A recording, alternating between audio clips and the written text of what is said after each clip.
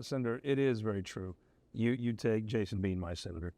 Whether you can build a highway in Poplar Bluff, whether you have farm subsidies in the Boot Heel, that money is affected by St. Louis, and it ripples out all the way to your district, out in the western part of St. Charles County. This is a region that is tied, no matter how you get around it, to the city core. And what shocked me was folks would say everything's fine. Yeah. I don't think anybody, even in the city of St. Louis, thinks everything's fine right now. Well, we're seeing in Portland, we're seeing in Chicago, we're seeing in New York and California, the president is taking on crime. And you see Democrats in those cities saying everything is fine. And you get the boots on the ground, you talk to the police, and they say, no, it's far from fine. And that's how it's been in the city of St. Louis for a very long time. And some of my colleagues who I respect and work with on a day-to-day basis, they understood behind closed doors that something needed to be done.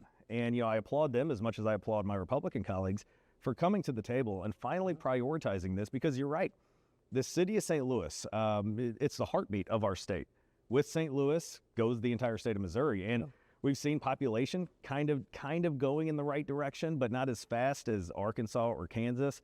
We've seen a once thriving area in St. Louis where we had hockey, football, baseball, everything is now kind of depleted. And you go to the Cardinals games right now and you can get green seats for next to nothing, which says a lot about the management of the team, but it also says people aren't willing to come down and invest in this area. And we have to change that. And it all starts with public safety.